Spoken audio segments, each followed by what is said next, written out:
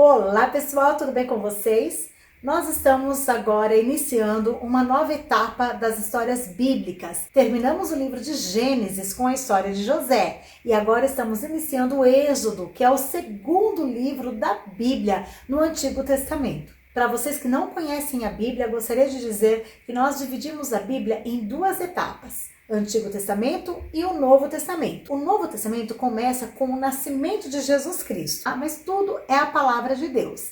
Então estamos começando desde Gênesis, que é o primeiro livro da Bíblia, foi escrito por Moisés, o livro de Êxodo também. E exatamente é nesse livro que nós vamos falar muito sobre Moisés. Terminamos a história de José com um final muito feliz. José teve um reencontro com a sua família, levou a sua família para morar no Egito. Passou-se muitos e muitos anos.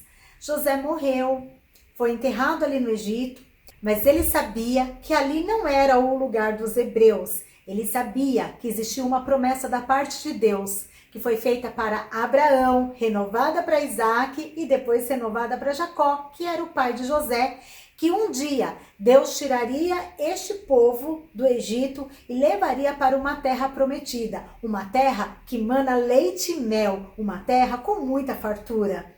José faleceu, mas ficou certo que quando Deus tirasse o povo dele do Egito, pediu para que levasse os seus ossos junto e fosse enterrado na terra prometida. Morreu também aquele faraó, um faraó bom, um faraó que acreditava no Deus de José, o faraó que ajudou a família de José ali no Egito.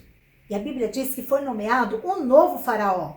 E este faraó, ele não conhecia José, ele nem se interessava pelo Deus de José. Ele tinha um coração muito malvado. Esse novo faraó viu que o povo hebreu era uma multidão.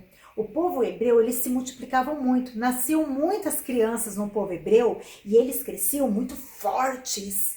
E ele ficou assim meio que pensativo. E falou: se um dia um exército inimigo vir contra o meu reino, se esse povo hebreu se juntar com esses inimigos, eles vão acabar com o meu reino.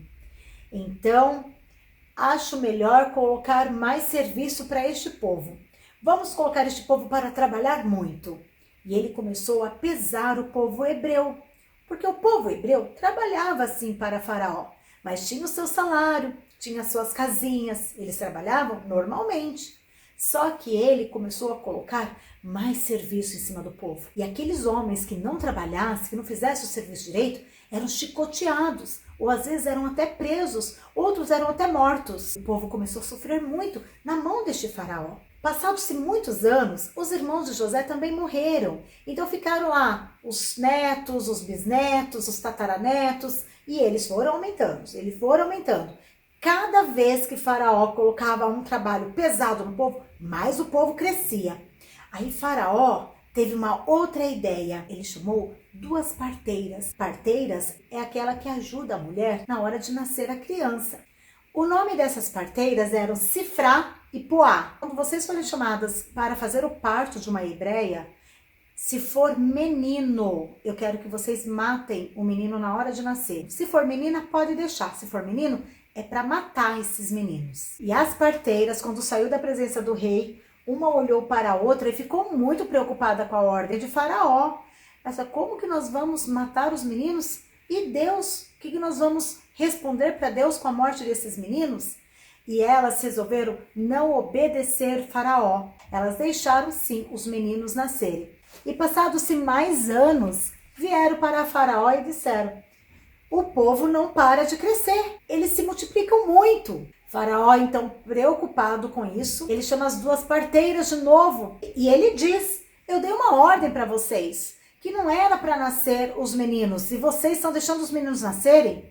E uma delas fala assim: ai, Faraó, acontece que as hebreias, elas são muito mais fortes do que as egípcias. Quando nos chamam para fazer o parto, quando a gente chega lá, o menino já nasceu, não tem como matar. Ele tem uma ideia maligna. Ele chama os seus guardas, os seus oficiais, e ele dá uma ordem. Os guardas teriam que invadir a cidade dos hebreus e pegar todas as crianças menores de 1 ano e jogar essas crianças no rio Nilo. matarem as crianças. Lá em Gósen, onde os hebreus moravam, tinha uma mulher que se destacou na história dos hebreus. O nome dela era Joquebede. Juntamente com seu esposo, com a sua filha Miriam e com o seu filho Arão. E algo inesperado aconteceu. Joquebede engravida no meio dessa situação terrível. A Bíblia não conta detalhes, mas eu quero imaginar o desespero de Joquebede, grávida, sabendo que havia um massacre da ordem de Faraó para matar todos os meninos, menores de 1 ano. Ela deveria assim orar a gravidez toda, Senhor, dai-me uma menina, Senhor, dai-me uma menina, porque se ela tivesse um menino, era certo da morte desse menino. Este menino já estava condenado à morte. Eu queria dizer para você que está assistindo esse vídeo, talvez você se encontre numa situação mais ou menos parecida com Joquebede. Talvez não é uma gravidez, mas está acontecendo algo com você que você, dentro de você, fala, puxa, já está tudo ruim em volta de mim. Ainda vai acontecer isso? Eu queria dizer para você que tem Jesus no coração, para você confiar em Deus, porque nada foge do controle do nosso Deus. Ele sabe o que faz. Pensa que Joquebede estava grávida de alguém que iria mudar a história dos hebreus. E de repente, um choro estava saindo da casa de Joquebede. E nasceu um bebezinho lindo. E esse bebezinho era um menino. A Bíblia realmente não nos dá detalhes, mas vocês já conseguiram imaginar o desespero dessa mãe ao ver que a criança era um menino? Gente, eu não sei como explicar para vocês o que aconteceu. Mas Joquebede, ela conseguiu esconder este bebê por 3 meses. Vocês conseguem imaginar como é isso? Porque bebezinho não chora? Chora. Bebezinho chora com dor de barriga, bebezinho chora de fome, bebezinho às vezes não dorme à noite. Eu não sei como que ela conseguiu esconder. Eu não sei como que de repente os vizinhos não entregaram ela para os guardas. Eu não sei como isso aconteceu, porque realmente a Bíblia não nos dá detalhes. Eu vejo aqui, queridos, que quando Deus tem um propósito, Ele faz o sobrenatural dele acontecer na nossa vida. Ele fez um sobrenatural aqui. De uma forma humana, Joquebede não conseguiria esconder essa criança por 3 meses. Mas ela conseguiu ter este filho nos braços dela por 3 meses.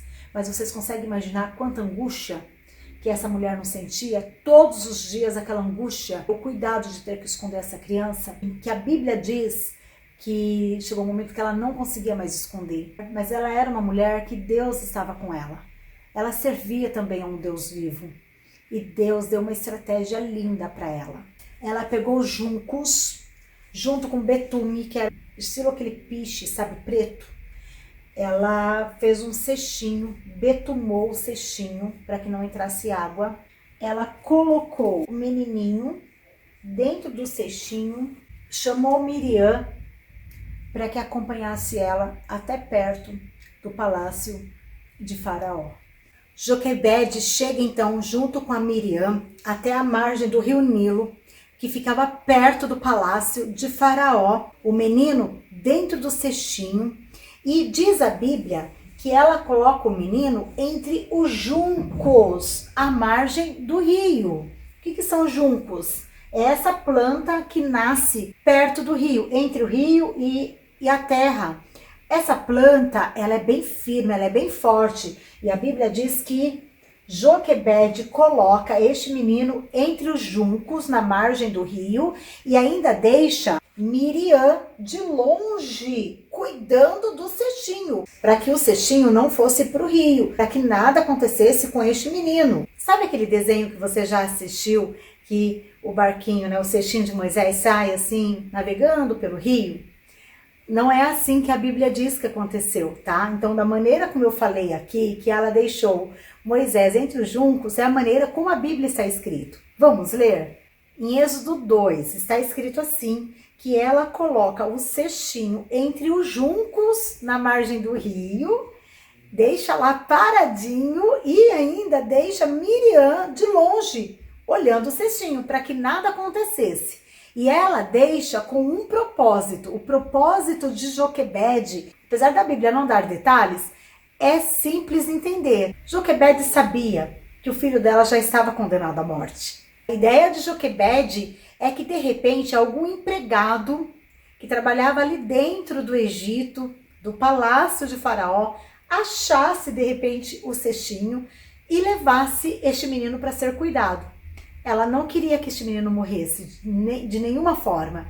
Então ela teve essa estratégia de deixar o menininho ali perto do palácio, porque estava sim muito perto do palácio. Mas o cuidado de Deus vai além do cuidado de uma mãe. A princesa, a filha de Faraó, ela vai até o rio para se banhar, juntamente com as meninas que cuidavam dela. As meninas começam a passear, mas diz que a princesa ouviu um choro. Ela pede para que as meninas peguem o cestinho e tragam até ela. Ela abre o cestinho e ela vê que é um hebreu. Mas Deus, como é lindo, Deus coloca amor no coração dessa princesa por essa criança. E ela se apaixona por ele. A Miriam, muito esperta, ela chega até a princesa e fala: princesa, eu conheço uma mulher que tem leite que pode dar para este bebê. Você quer que eu a chame? E a princesa gostou deste negócio e pediu para que ela chamasse então essa mulher que tinha leite no peito para dar para a criança. Quem era essa mulher? A Joquebede. Olha o que Deus faz. A princesa então pede para que Joquebede leve o menino para ser criado por ela e ainda dá um salário para ela amamentar este menino. E a princesa fala: ele se chamará Moisés, porque das águas o tenho tirado. Então quem deu o nome deste menino de Moisés foi a princesa, a filha de Faraó. Joquebede então, além de levar o seu filho para casa, ela ainda vai ganhar salário para poder criar este menino. E naquela época, as crianças só desmamavam com 5 anos. E ela ia poder ensinar muito de Deus para essa criança. Deus é lindo ou não é? Deus cuida ou não cuida? Passado o tempo da amamentação, Joquebede foi fiel ao acordo que ela fez com a princesa. Então, terminou de desmamar, ela trouxe Moisés para entregar para a princesa, para que Moisés fosse criado dentro dos padrões egípcios. Queridos, algo aqui que me chama muito a atenção é de como Deus trabalha. Faraó tinha um medo tão grande de vir um exército inimigo, que o povo hebreu se juntasse a esse exército inimigo para acabar com o reino dele, não é mesmo? Ele colocou o povo como escravo, ele chamou as parteiras, querendo que as parteiras matassem os meninos, não deu certo. Ele matou muitos meninos depois, dando uma ordem, né, para a matança dos meninos menores de 1 ano. Agora, aquele que seria o libertador do povo de Deus foi criado debaixo do nariz dele. Glória a Deus, glória a Deus. O Senhor cegou o olhar de Faraó. Acredito até que ele nem tenha gostado da ideia de ter um hebreu sendo criado dentro do palácio. Mas a filha dele adotou Moisés como filho. Então o que ele iria dizer? Olha só, aquele que futuramente seria o libertador de Israel, o libertador do povo de Deus, foi criado debaixo da fuça do inimigo. Olha a estratégia de Joquebede. Você acha que nasceu dela mesma? Não que ela não tenha inteligência, sim ela tem. Mas o Senhor, o Deus Todo-Poderoso, te dá estratégia também para você sair dessa situação difícil. Se você está numa situação difícil, até impossível, Deus te dá uma estratégia para você vencer. Crianças que estão assistindo esse vídeo, se está difícil essa prova na escola, Deus vai dar uma estratégia para você aprender a estudar. Porque às vezes você estuda e não consegue guardar. Mas se você orar na hora que você estiver estudando, Deus vai te ajudar. E o Espírito Santo vai te fazer lembrar na hora da prova. Ele vai te fazer lembrar daquilo que você estudou. Ore ao Senhor. Deus tem prazer em ouvir a nossa oração. Mãe e pai, você que está assistindo este vídeo, saiba que Deus é com você. Ore ao Senhor, pede uma saída. Ele deu uma saída para Joquebede. Ainda que era algo impossível. Parecia, né, algo assim louca da cabeça de fazer isso. Mas Deus deu a estratégia e ela obedeceu. Se vir algo na sua mente, não pense que é da sua cabeça. É uma estratégia que o Espírito Santo está te dando. Faça. Põe a tua mão, porque aonde a tua mão não alcançar, a mão de Deus alcança. Faça a sua parte, que Deus vai te ajudar. Não perca a próxima história, pessoal. Um grande beijo no seu coração. Fiquem com Jesus.